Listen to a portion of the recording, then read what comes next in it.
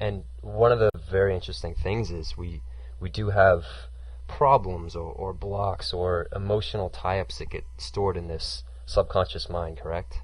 Yes, absolutely. And that's when we get the problems, Mm-hmm. because we end up not being consciously aware of why we've got the problem, but somewhere along the line it's got stored in the subconscious, and it's running the program 24 hours a day, 7 days a week, and we don't know why, but we've got all of these feelings. So that's why hypnosis can be very successful, because consciously you can do all of the therapy, but you might not actually get to the reason why.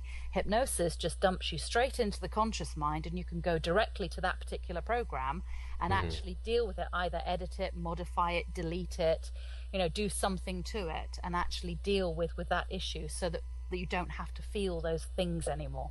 So does hypnosis help you become conscious of something that's in your subconscious? Yes, it can. Well, yeah, because you're accessing it. Yes, Mm-hmm. absolutely. You'll bring it through to your conscious mind. Yes.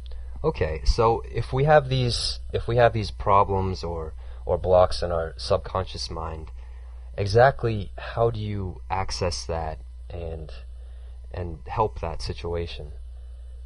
Again, we have to be fairly simple, because again, with all the tests that they've done and all the research they've done, the subconscious has an age of about a 6 to 7 year old.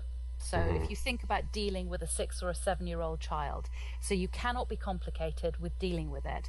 But what you will do with hypnosis is you will actually treat the subconscious as almost like a separate person, and you will actually talk to it directly as though it were a separate person, and you Mm-hmm. will actually negotiate with the subconscious directly and allow the subconscious to show you what's going on and what needs to be dealt with, and the subconscious will allow you, hopefully, to do that. I've heard that the subconscious mind is very truthful. It doesn't try to trick you, and when you're accessing it, it's just truth. It's just what is. Is that what you found through your practice? Yeah, it can't lie. Lying is a function that we learn. It's a morality thing. And it tends to be a very conscious thing. The subconscious really can't lie. Mm-hmm. It can get confused, but actually lying is a more of a conscious function. So the subconscious doesn't lie. So we always believe what the subconscious tells us. Now, it may tell you the truth that might not be real, but it's real to the subconscious, Mm-hmm. if that makes sense. So we always believe what the subconscious tells us. No, that makes a lot of sense. And we can hold on to a lot of beliefs that are true to us, but may not be Yeah. absolutely in correspondence to the reality that we're living in. So Yes. does this sort of help smooth those lines and get you in check if you're accessing the subconscious mind and speaking with it, so to speak? Yeah, it can. I mean, the problem is that reality, illusion, it's a very blurred line anyway, and Mm-hmm. everybody's reality is very different from someone else's. So it's one of those things. You have to work with that person and their belief structure. It may not be my belief structure, it may not be my reality, but who am I to say that the color that they're seeing on the wall is different from the color I'm seeing? As in, we have to go with what that client's subconscious, what they're saying is real. Absolutely. So you always have to go, even though I might not believe it, or might not be able to see it, or I think it's not right. If that subconscious is giving me that information, then we go with it, and it's a reality for that person. Mm-hmm. And that's actually the most important bit of it. Is it? I see that, because what they're experiencing is a reality, and everyone, I guess, so to speak, everyone is justified, from their view of the world. That's where they've conjured their thoughts and their emotions, correct? It is. And you look at some people. I mean, I deal with a lot of people with anxiety, depression, and mental illness. Their reality is very dark. Mm-hmm. But it's their reality. Now, my reality isn't dark, but then I'm not in their world. But for them, they will see something, perhaps something will happen to them, and I will see that as being quite positive. But because their reality is very dark and everything around them is dark, they will take it on as a negative reality. Mm-hmm. That's when this sort of NLP comes in. That's how we bring in the NLP to change the program, to change that programming, so that instead of seeing everything in a negative way, we start to turn it around and start to see it in a more positive way. Okay. So that's the NLP side of it. So NLP is neuro-linguistic programming. Can you explain a little bit about what that is? Yeah, it's a very, very long, complicated way of basically just saying that you reprogram thoughts. So again, a negative thought, so if it's raining, oh God, it's raining out there. Or you change it around to, well, that's great because the plants needed to be watered and it saves me going out and watering the plants. A very, very simple change of perception. Now, going out, I'm so depressed, it's raining, has a really negative effect on you physiologically, because as soon as you start to feel depressed, your hormone levels change and you actually really do have a big change within your whole energy system.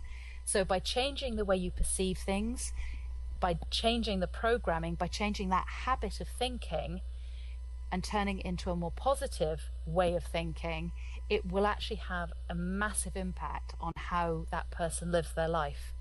I see. So you're not necessarily changing the actual fact or the reality. You're just changing how you look at that reality. Absolutely. I can't change that fact. I can't change somebody's past. And that's what I say to clients. We can't change what's happened in your past, but what we can do is we can disconnect the emotional attachment that you still have to it so that it stops affecting your present. And that's in a sense what we're doing. We can't change the actual fact, but we can change how you perceive it and how you react to it. So that's very interesting. So basically our emotions to things are pretty much malleable and we can change them, correct? Absolutely. You can always change the emotion, and you can change it very quickly. And it is a choice. The other thing, and again, this is very controversial, you just make a choice. You can choose to be angry or you can choose not to be. Now, to an angry person, if you say that, it will make them even more angry. But actually, but you can imagine, but actually take a step back, and it is a choice that you make. You choose to be angry or you choose not to be. It's the same as you can choose to be depressed, you can choose not to be. Now, people with mental illness, again, there's a lot more to it. I'm talking in a very simplistic way now. But again, a lot of this is choice, and we do make choices, and we're making choices all day, every day. We make little choices like, will I have a cup of coffee? Will I have a cup of tea? Will I go out for a walk? Will I pick up the phone? We're always making millions of choices, and it's how you make those choices will determine how you feel. Absolutely. And one thing, this is something that we all do. We'll keep looking at something negatively, and we'll choose to look at things in our lives in a way that doesn't suit us. And it's quite fascinating once you realize that, I'm looking at this rainy day and I'm getting all depressed about it, and then all of a sudden you realize, what, it's not such a bad thing. Like you said, the flowers are going to come up. Why do people, this might be a tough question to answer, but at least through your experience, why do people continue to hold on to these emotions and thought processes that don't suit them, that are not bringing out the best in them? Why do we hold on to those things and those ways of looking at things negatively? Okay, again, fairly controversial, but because it's comfortable.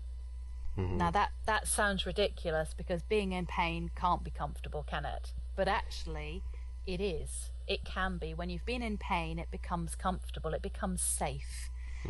It's like being very unhappy. If you've been very unhappy for a long time, you know it, you understand it, and it becomes almost like a friend. So coming away from that can be very frightening. People tend to be quite scared of change. So sometimes it's also habit. Habit plays a big part. We habitually repeat the patterns. As human beings, we seem to be very stuck into habit. We repeat patterns over and over again. We are fairly stupid like that. We keep doing it. So habit forms part of it. So one, change can be difficult. Two, it becomes comfortable. So it becomes safe and comfortable to stay in that pattern. The habit is a big part of it. Also upbringing. I found a lot of people with depression and anxiety, or even just, who are very nervous,